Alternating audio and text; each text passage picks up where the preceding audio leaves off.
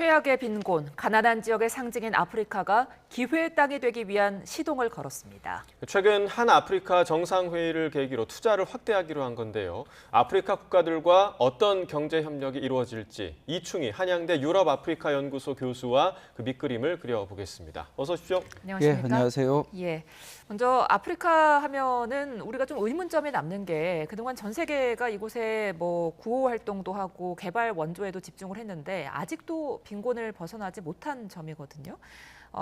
질병에서도 벗어나지 못하고 있는데 그 이유가 뭐라고 보십니까?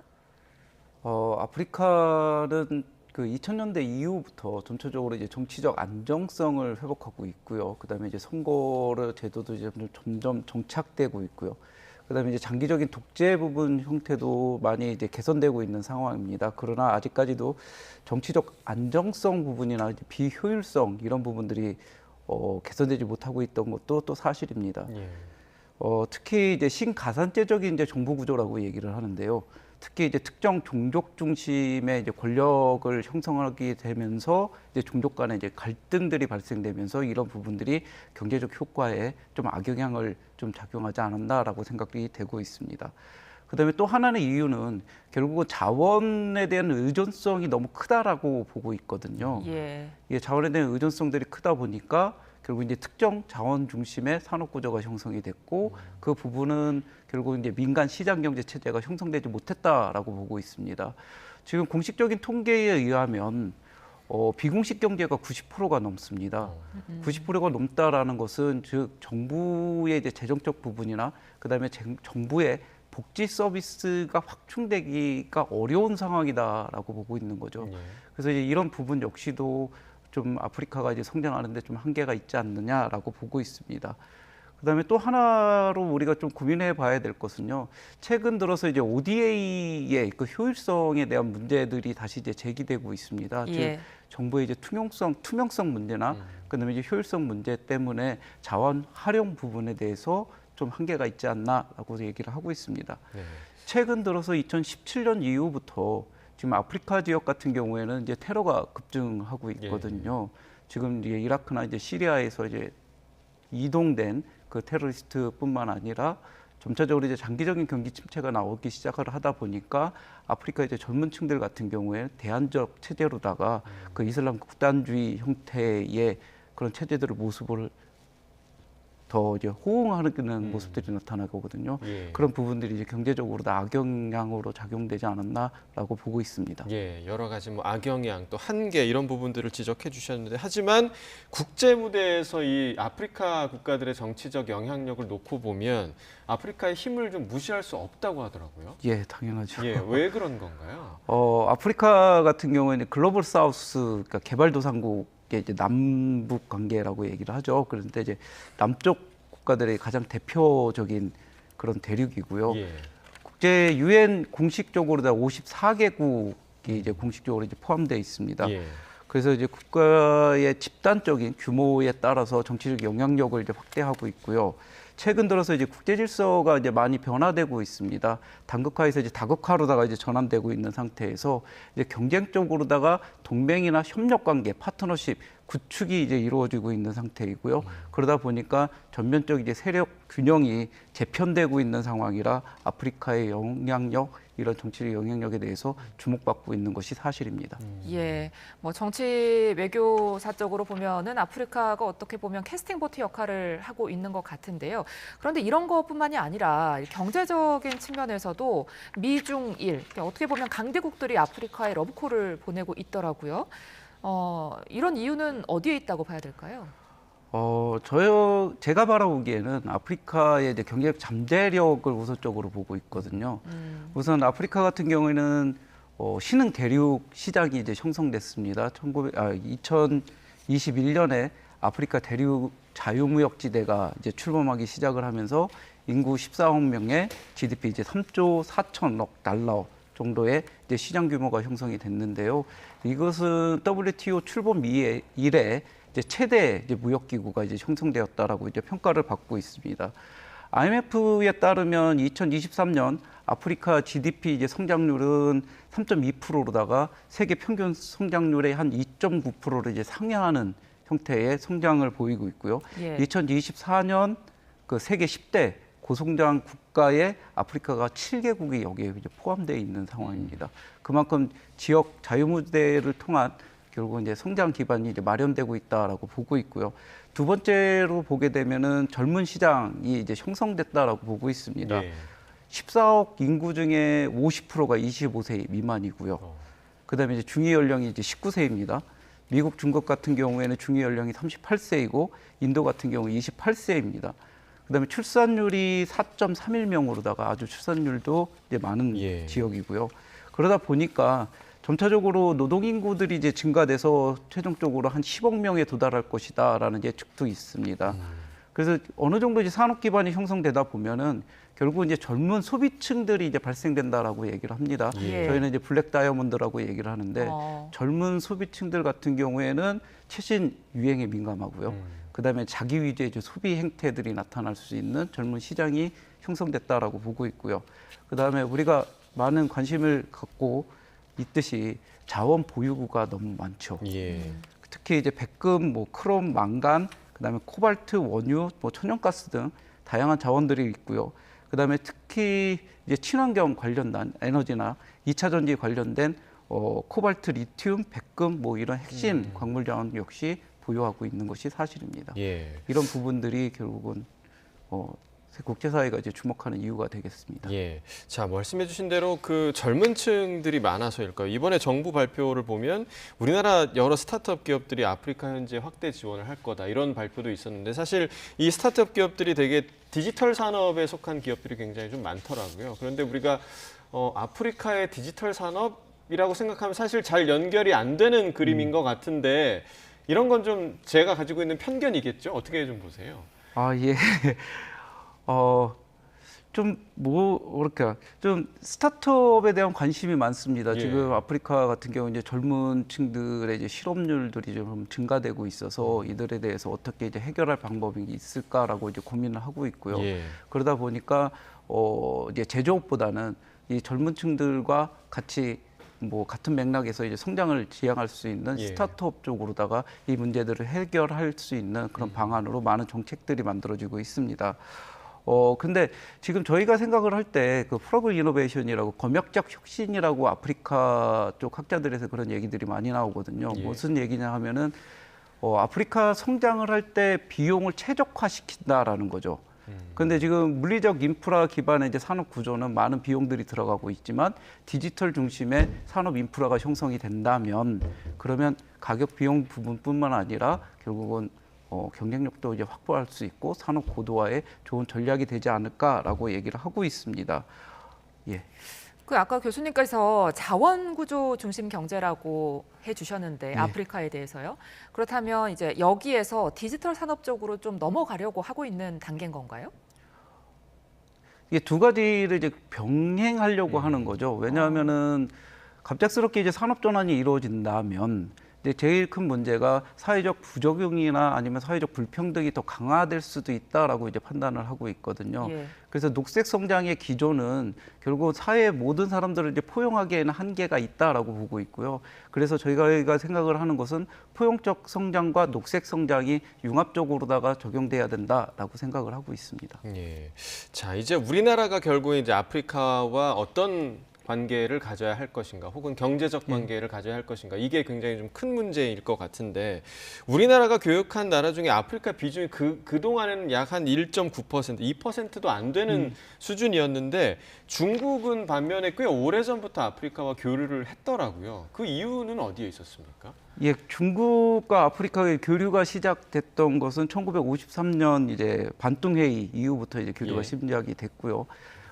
이제 교류가 점점 확산되기 시작했던 거는 1대1로나 이제 브릭스 확대 이후부터 점차적으로 중국과 아프리카의 관계는 포괄적 동반자 관계로 격상되고 있습니다.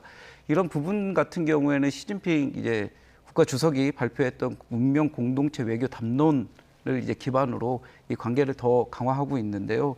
근데 이제 핵심적인 기조를 보게 보면요, 결국은 중국 중심의 이제 세계 질서를 다시 재구축한다라는 것들이 좀 많이 크게 작용되지 않았나라고 보고 있습니다. 예. 우선 경제 발전을 위해서 아프리카 자원들이 확보해야 되는 거고요.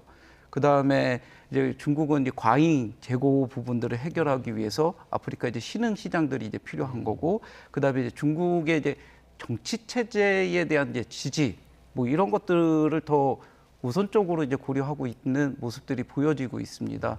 이런 부분들을 보게 되면은 결국은 2023년 제15차 브릭스 그 정상회담에서 이제 나왔거든요. 여기서 이제 아프리카 국가들이 그 2개국이 더 추가되었어요. 예. 특히 이제 에티오피아나 이집트가 이제 참여하게 됐고요.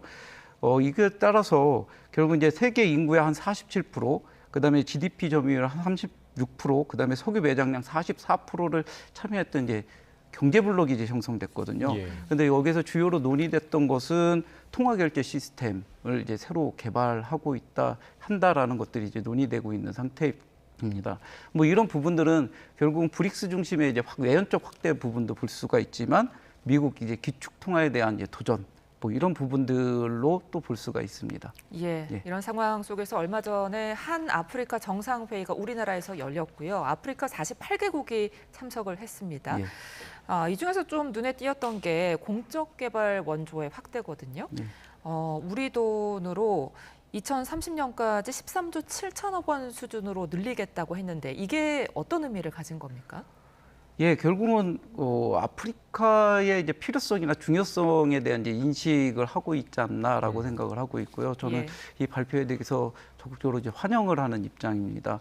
결국은 아프리카와 동반 성장을 할 수 있는 그런 이제 교류 활성화에 이제 마중물로 작용될 가능성들이 이제 높다라고 보고 있고요.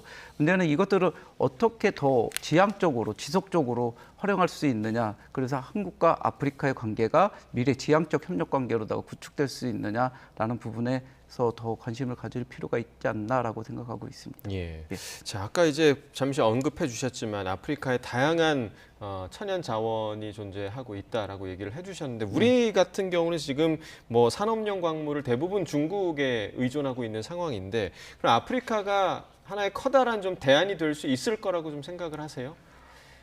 예, 아프리카 같은 경우는 이제 핵심 광물의 이제 보유량이 아주 막 무궁무진한 상태입니다. 예. 특히 이제 녹색 경제에 필요한 이제 핵심 광물이라는 것은 대체자를 찾기가 어려운 상황이고요. 그다음에 이제 특정 지역에 이제 편중된 그런 상황입니다. 그렇기 때문에 공급 리스크가 아주 큰 상황이거든요. 특히 2050년에 이제 탄소 중립 경제 체제로 이제 전환되는 상황에서 핵심 광물에 대한 필요성들 뭐 이런 부분들이 더 크게 주목받고 있는 상황입니다. 특히 지금 전기차 관련된 그런 리튬이나 예. 그다음에 흑연, 코발트, 니켈, 그다음에 히토리움 뭐 이런 수요들이 점차적으로 증가되고 있고요. 근데 이제 짐바브웨 같은 경우에는 세계 이제 6위 리튬 생산국이고요. 그다음에 이제 콩고 민주공화국 같은 경우에는 코발트 세계 최대 이제 매장량을 보유하고 있고 생산국이기도 합니다. 그래서 세계 점유율 70%를 차지하고 있고요. 그다음에 니켈 같은 경우에는 동아프리카 지역에서 그 니켈 벨트라는 것들을 형성을 해서 니켈을 이제 보유량을 확보하고 있는 상태고요. 천연 흑연 같은 경우에는 마다가스카르, 그다음에 모잠비크, 그다음에 탄자니아, 남미비아 뭐 이런 지역에서 이런 국가들에서 이제 풍부하게 이제 그런 이제 부존 자원들을 확보한 상태입니다. 예, 말씀해주신 그런 것들을 이제 경제 협력이 잘 되면 좋겠지만 아프리카가 가진 단점들도 사실 있잖아요. 뭐 질병 문제도 아까 이야기했지만 내전, 정치적인 문제 뭐 이런 것들도 있는데 이런 단점들을 보완하기 위한 어떤 제도적인 기반이 좀 필요할 것 같아요. 어떻게 보십니까? 예, 지금 뭐 기업 진출 부분에서 이제 리스크가 이제 발생되고 있는 것은 이제 사실입니다. 예. 특히 이제 낙후된 사회 인프라 부분들이 있고요. 특히 이제 도시와 이제 그러니까 지역, 지방 간의 그런 이제 격차가 너무 크기 때문에 결국은 이제 비용 증가분이 이제 생길 수 있는 상태이고요. 그 다음에 현지 문화 같은 경우에는 좀 차이가 많이 있는 거죠. 그래서 돌발적인 상황 뭐 이런 것들도 이제 발생될 수 있는 것도 이제 사실입니다. 근데 이제 제도적인 부분도 있지만 저는 이제 민간 부분에 대한 참여들이 더 활성화될 필요가 있다라고 이제 보고 있거든요. 점차적으로 민간 활성화가 교류되고 상호 의존성들이 강화되기 시작을 한다면 결국은 뭐 이제 정보적 교환이나 그다음에 정확한 현지 밀착형 정보들이 이제 교환되다 보면은 현지 부분에 대한 리스크가 좀 더 줄여지지 않을까라는 생각이 듭니다. 결국은 아프리카 같은 경우에는 최근 코로나 이제 이후 지금 홈코노미 이제 상품이나 그다음에 이제 식료품, 건강식품, 그다음에 온라인 이제 소비 시장이 이제 형성되기 시작을 했거든요. 그러니까 기업의 이제 수익들을 창출할 수 있는 이런 시장들은 확보됐다라고 보고 있습니다.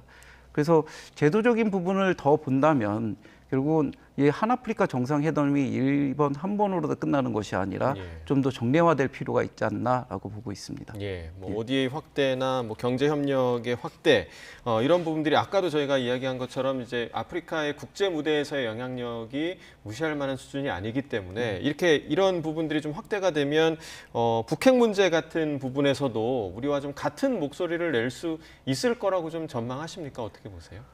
예, 지금 북한 같은 경우에는 남한과 이제 체제 경쟁에서 이제 우위를 이제 보이려고 했었고요. 그러다 보니까 결국 이제 제3세계 세력권과 이제 연대적인 부분들을 구축을 해서 반미 성향을 확보하고 그다음에 뭐 북한 중심의 한반도 통일 방안에 대해서 이제 지지를 얻으려고 했던 것이 이제 사실입니다. 예.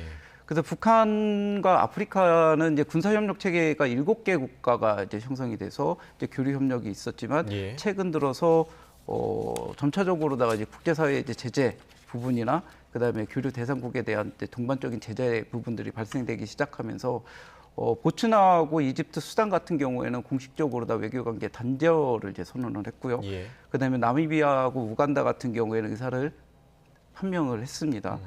근데 이제 북한 같은 경우에는 23년 5월에 지금 아프리카의 날 이제 60주년 행사로다가 이제 북한과 아프리카 지역의 역사적 우호 관계를 이제 강조하는 형태의 이제 공식 선언을 했던 상황입니다. 근데 지금 상황을 보시다 보면은 결국은 이제 북한의 이념적 문제나 그다음에 이제 체제의 정당성에 대해서 의구심을 갖기 시작을 했기 때문에 예.